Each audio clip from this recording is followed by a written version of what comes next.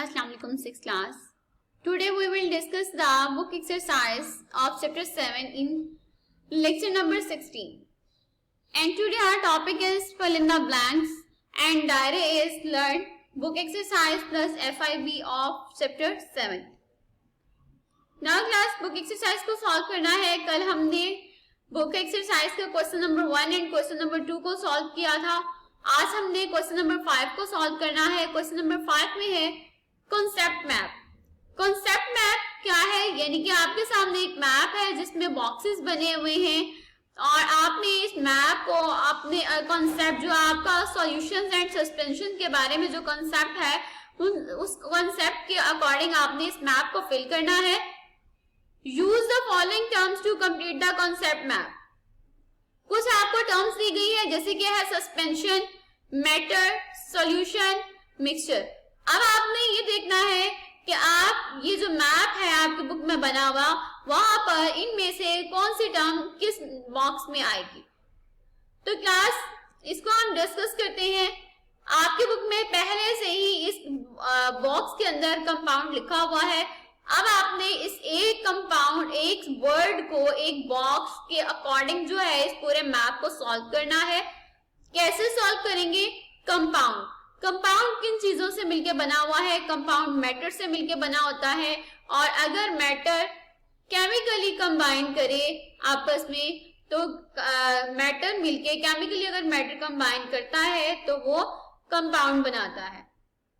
तो मैटर की जो फॉर्मेशन है वो है एक कंपाउंड. यानी कि मैटर अगर केमिकली कंबाइन करता है तो कंपाउंड बनेगा. और अगर मैटर सिंपल अगर आप मैटर को मिक्स कर देते हैं सिंपल तो मैटर मिलके मिक्सचर बनाता है.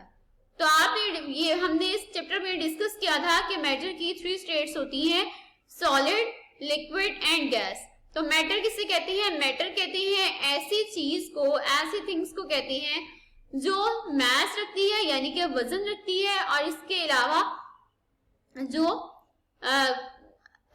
स्पेस कवर करती है. तो मैटर क्या है? ऐसी थिंग है जो कि जिसका मास होता है या फिर वो स्पेस कवर करती है. तो मैटर की फॉर्मेशन की 2 टाइप्स है. मैटर 2 तरह से फॉर्म करती है. मैटर मिलके अगर केमिकली कंबाइन कर रहा है तो कंपाउंड बनेगा और अगर सिंपल मिक्स किया जा रहा है मैटर को तो मिक्सचर बनेगा. अब देखिए मिक्सचर क्या है. मिक्सचर भी 2 तरह से इसकी फॉर्मेशन है. मिक्सचर हमने इस चैप्टर में 2 मिक्सचर्स डिस्कस किया था. हमने इस टर्म को बार बार यूज किया है, homogeneous mixture and heterogeneous mixture. Mixture 2 तरीके से मिक्सचर 2 तरीके से बनता है. अगर तो होमोजेनियस मिक्सचर है यानी कि उसकी अपीयरेंस एक जैसी है तो हम उसको सोल्यूशन कहेंगे. और सोल्यूशन की डेफिनेशन भी ऐसे ही है. A solution is a homogeneous mixture of 2 or more components. तो मिक्सचर के इस ब्लॉक में आएगा सॉल्यूशन और मिक्सचर के सेकंड बॉक्स में आएगा suspension. Because suspension is a heterogeneous mixture और आपने सस्पेंशन की डेफिनेशन पढ़ी है. The mixture in which solute particles are too large to move freely with solvent particles and settle down after some time is called suspension. तो ऐसा mixture जिसके अंदर तमाम सोल्यूशन एक जैसा ना हो बल्कि डिफरेंट हो. जिस तरह सस्पेंशन में हमने एग्जांपल पढ़ी थी वाटर एंड सॉइल की. और वाटर और सॉइल के मिक्सचर को अगर कुछ देर के लिए रख दें तो सॉइल के लार्ज पार्टिकल्स सेटल डाउन होना स्टार्ट हो जाते हैं लोअर पोर्शन में. तो इसलिए सस्पेंशन का लोअर पोर्शन में सॉल्यूट पार्टिकल्स ज्यादा हैं और अपर पोर्शन में कम है. तो इसलिए सस्पेंशन होमोजेनियस नहीं होगा, उसकी अपीयरेंस एक जैसी नहीं है, डिफरेंट है, 2 पोर्शंस बना रही है. इसलिए suspension is a heterogeneous mixture. तो मिक्सचर की 2 टाइप्स हैं, one is solution and other is suspension. आपने इसको अच्छे तरीके से कॉन्सेप्ट मैप को देखना है. फर्स्ट बॉक्स में मैटर आएगा, देन मैटर के लोअर पोर्शन में 2 बॉक्स हैं, लोअर बॉक्सेस हैं. 1 बॉक्स में कंपाउंड लिखा हुआ है. कंपाउंड वाले बॉक्स के साथ आपने मिक्सचर लिखना है, MIXTURE मिक्सचर. मिक्सचर के नीचे फिर से 2 बॉक्स हैं. फर्स्ट बॉक्स में आपने सोल्यूशन लिखना है, SOLUTION सोल्यूशन. और मिक्सचर में आपने लिखना है SUSPE. मिक्सचर के सेकंड बॉक्स में आपने लिखना है SUSPEN SION सस्पेंशन। तो क्लास इस तरह आपका ये कॉन्सेप्ट मैप क्लियर हो जाएगा। आपने इसको अच्छे तरीके से करना है, लर्न करना है और आफ्टर लर्निंग आपने इसको अपनी लूज शीट्स पर विद प्रॉपर प्रेजेंटेशन लिखना है। इसके अलावा जब आप बॉक्सेस बनाएंगे तो आपने टेढ़े मेढ़े बॉक्सेस नहीं बनाने, आपने प्रॉपर स्केल यूज करना है बॉक्सेस बनाने के लिए और आप बॉक्सेस को मार्कर से बनाएं, कंपाउंड को मार्कर से लिखें क्योंकि आपके पास पहले ये टर्म बुक वालों ने दी हुई है। बाकी आप मैटर, मिक्सचर, सोल्यूशन और सस्पेंशन पेन से लिखेंगे, इंक पेन के साथ।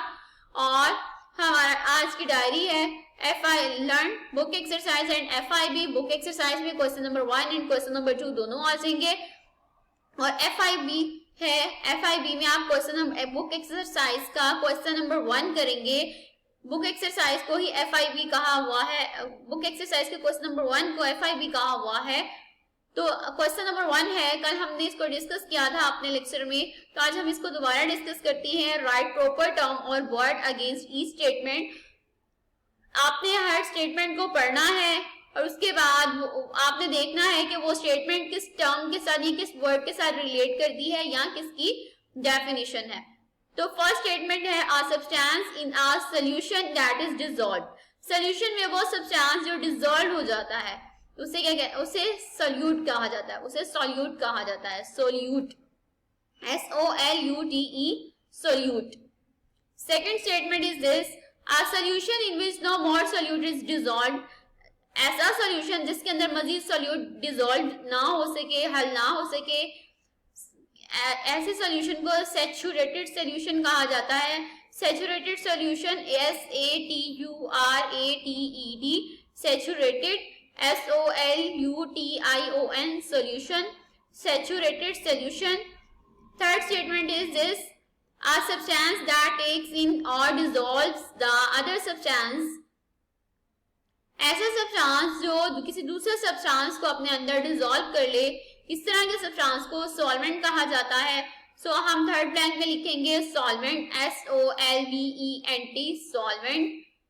Then next statement and last statement is a solution with less quantity of solute। ऐसा सॉल्यूशन जिसके अंदर सॉल्यूट की कम मिकदार हो, तो इस तरह के सॉल्यूशन को डाइल्यूट सॉल्यूशन कहा जाता है। हमने चैप्टर में दो तरह के सॉल्यूशन को डिस्कस किया था, एक है डाइल्यूट सॉल्यूशन और दूसरा कंसंट्रेटेड सॉल्यूशन। तो ऐसा सॉल्यूशन जिसमें सॉल्यूट की मिकदार कम हो, इस तरह के सॉल्यूशन को डाइल्यूट सॉल्यूशन कहते हैं। और इसके साथ दूसरी टर्म भी मैं आपको बता देती हूँ, ऐसा सॉल्यूशन जिसके अंदर सॉल्यूट की मिकदार ज्यादा हो, इस तरह के सॉल्यूशन को कंसंट्रेटेड सॉल्यूशन कहते हैं। क्लास ये है आपका क्वेश्चन नंबर 1 और यही आपकी FIB ऑफ चैप्टर 7 है। आपने पूरी बुक एक्सरसाइज को चैप्टर नंबर 1 चैप्टर नंबर 7 की बुक एक्सरसाइज का question number 1 right proper term और वर्ड अगेंस्ट ईच स्टेटमेंट, जिसको FIB कहा हुआ है, यही आपकी FIB है। इसके अलावा क्वेश्चन नंबर 2 है इनसर्कल द राइट ऑप्शन और फिर क्वेश्चन नंबर 5 है कॉन्सेप्ट मैप। आपने तीनों क्वेश्चंस को अच्छे तरीके से लर्न करना है। आफ्टर लर्निंग आपने अपनी लूज शीट्स पर विद प्रॉपर प्रेजेंटेशन लिखना है। Thank you so much. Allah Hafiz.